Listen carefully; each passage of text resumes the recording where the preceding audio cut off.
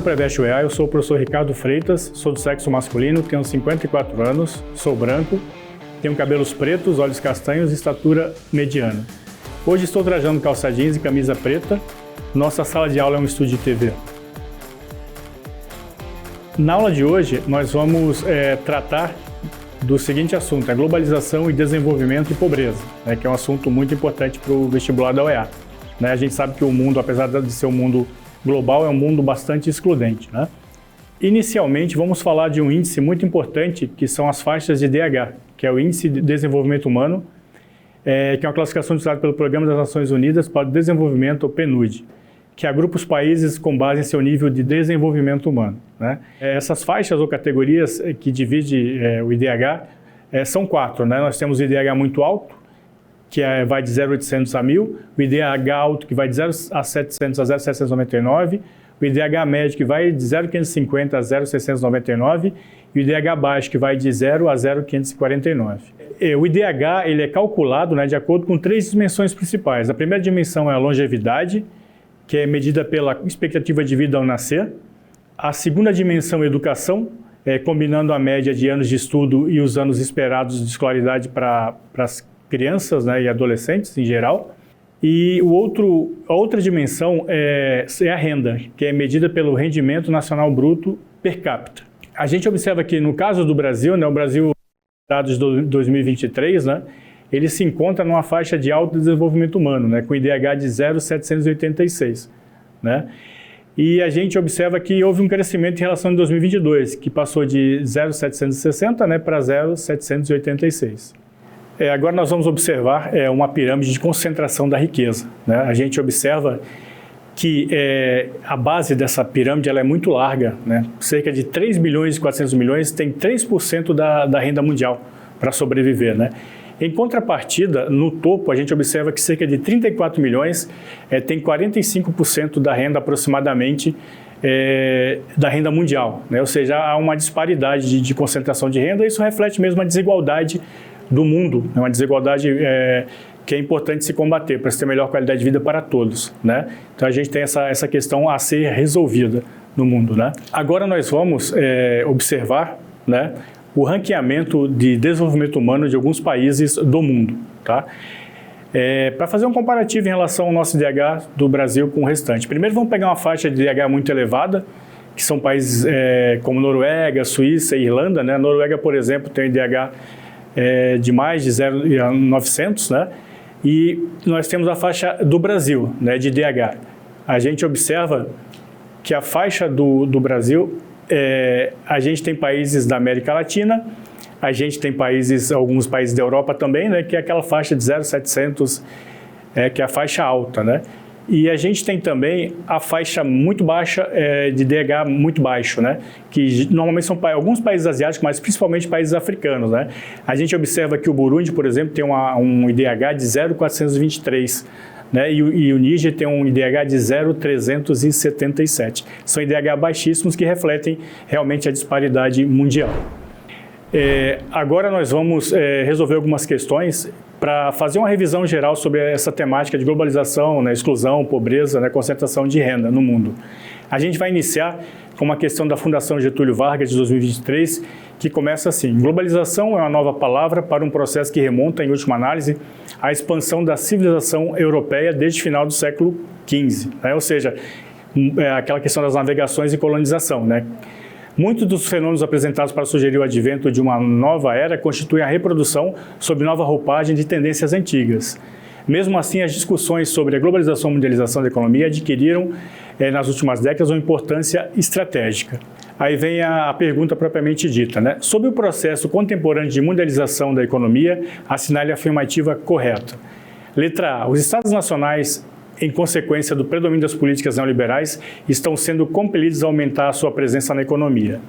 Letra B. A economia globalizada vem sendo crescentemente dominada por empresas nacionais que apresentam profunda identificação com seu país de origem.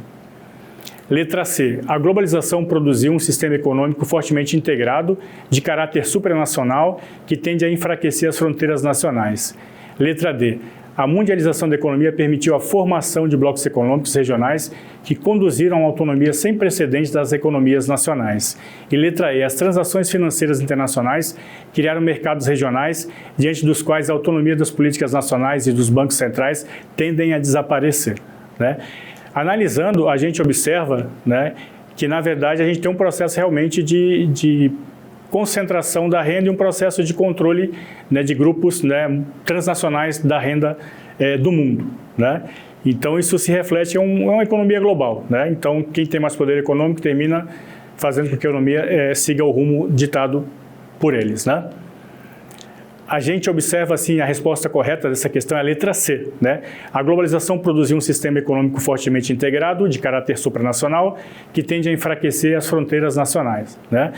Então, a gente sabe que o meio técnico científico informacional, né, com novos sistemas e objetos técnicos, permite essa integração do espaço em nível mundial, né? E o neoliberalismo também comanda, né? Ou seja, quanto menos controle do Estado, quanto mais liberdade econômica na visão, né, dos neoliberais, melhor seria digamos assim, essa reprodução da riqueza, né? E realmente o Estado está enfraquecido nesse processo. E as alternativas incorretas, a letra B, né, a letra A, melhor dizendo, porque o neoliberalismo ele fragiliza, na verdade, o Estado perde força, né? A letra B, porque a globalização é conjugada por conglomerados transnacionais, não são empresas nacionais que comandam. A letra D, porque a globalização ocorre a redução da autonomia das economias nacionais, né? E realmente ocorre a redução, realmente não aumenta essa autonomia, se perde poder, né? O Estado Nacional perde poder. E porque os mercados, na verdade, são mundiais, não são mercados nacionais que têm essa primazia de controle, né? A questão seguinte é a questão da Unesp de 2022, né, que é texto meio longo, vamos começar a leitura. O Brasil se consolidou na visão internacional do trabalho enquanto exportador de produtos de baixo valor agregado e que podem ser estocados por certo período de tempo sem perder a qualidade. As grandes corporações dominam o comércio e a produção tecnológica, bem como a oferta generalizada de insumos. Mais recentemente, os grandes negociantes do mundo, né, tomaram o produtor brasileiro como mero apêndice da máquina de concentração de renda, riqueza e poder para poucos. Resumidamente, a miséria de grande parte da população nacional convive com o nanismo provocado pela desnutrição, em meio à riqueza expressa pela vastidão da produção para o atendimento dos negócios dos mercados estrangeiros. Ou seja, esse texto mostra que o Brasil nada mais é que um grande produtor de commodities, minerais e vegetais para exportação, né? E mesmo assim a gente convive, por incrível que pareça, com uma pobreza, já que a gente não consegue sanar a nossa questão da fome. Assim, a gente virou um produtor para a escala mundo, né? Vamos lá para as alternativas. Esse excerto aborda, no Brasil, o processo de letra A, transnacionalização da economia baseada em incentivos fiscais. Letra B, reprimarização da economia pautada na exportação de commodities. Letra C, financiarização da economia regulada por capitais especulativos. Letra D, recuperação da economia pautada no investimento estatal. Letra E, privatização da economia regulada pela entrada de capital estrangeiro. A resposta correta é a letra B, né, que é uma reprimarização da economia pautada na exportação de commodities. O Brasil é um país que ele chegou a exportar um percentual maior de manufaturas, né, mas como ele se tornou especializado em produzir commodities minerais e especialmente da área do agronegócio, a gente terminou perdendo, né, e também teve a questão da mudança da produção da indústria para a Ásia, né, com aquela... A China mudou seu perfil e os tigres asiáticos também mudaram. Então, ficou caro produzir em alguns países como o Brasil, né? Então, o Brasil teve esse processo de reprimarização da economia pautado na exportação de commodities. A questão 3 é uma questão da Fundação Getúlio Vargas de 2019, né? E trata da questão das montadoras, né? A gente sabe que hoje em dia é muito fácil uma montadora, vamos dizer, entre aspas, ser desmontada e montada em outro local ou fechada e otimizar a produção em outros locais, né? A logística, né? O mundo da ciência, a tecnologia permite, né? Sem que se gere grandes transtornos com essa otimização da produção, que é o que se busca fazer hoje em dia, né? Quanto mais se otimizar a produção, maior o lucro, né, das empresas, que é o mote da globalização, né? E isso aí também a gente sabe que termina ocasionando uma concentração da riqueza e perda de empregos, né, diminuindo a renda de muitas populações, né? Mas vamos lá, vamos para o texto da questão. A montadora norte-americana Ford anunciou o fechamento de sua fábrica em São Bernardo do Campo, no ABCD paulista, como parte de seu plano de reestruturação global. para enxugar suas operações e preparar-se para uma nova gestão de sua cadeia de produção. Segundo analistas do setor, os carros do futuro serão celulares sobre rodas e não poluentes, razão pela qual as fábricas mais antigas, que demandariam muito investimento para atualizarem a sua capacidade produtiva, tendem a ser fechadas. Com relação a essa reestruturação do setor automobilístico em escala mundial e sobre seus efeitos no Brasil, analise a afirmação a seguir. Afirmação 1. A reestruturação estratégica da Ford exemplifica a busca por maior eficiência e lucratividade com corte de custos operacionais, priorizando regiões que oferecem melhor escoamento da produção, mão de obra mais barata e boas redes de fornecedores. Afirmativa 2.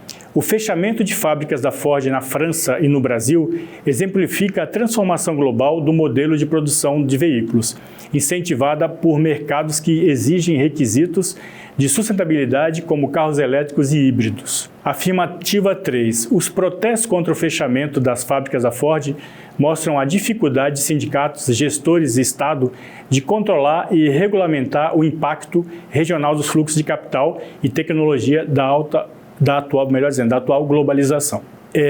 Alternativas. Está correto o que se afirma em letra A, assertiva 1, 2 e 3?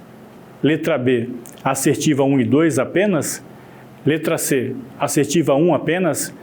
Letra D, 2 e 3 apenas? E letra E, 2 apenas.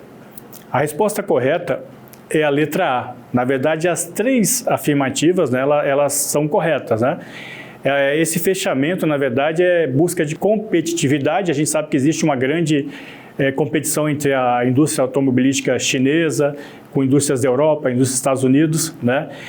E também se busca reduzir custos, né? E, logicamente, reduzindo o custo, potencializar lucros, enxuga a quantidade de mão de obra, né? E a gente observa um sistema produtivo global, né?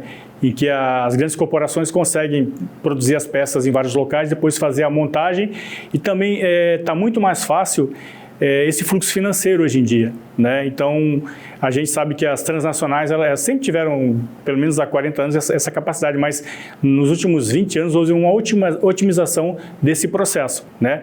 A gente tem um processo de globalização muito intenso, é um processo que, ao mesmo tempo que ele reproduz riqueza, ele também produz muita exclusão social, né? A gente observou anteriormente aquela pirâmide que mostra que, efetivamente, a gente tem uma concentração da riqueza muito grande, com tendência a piorar, né? Infelizmente, é um processo, o lucro, né? Digamos assim, praticamente a todo custo, tá? Na aula de hoje, falamos sobre a globalização, né? A gente revisou a questão do IDH, que é o Índice de Desenvolvimento Humano. Falamos da questão da força das grandes empresas transnacionais em relação à produção, né? E controle realmente da economia mundial.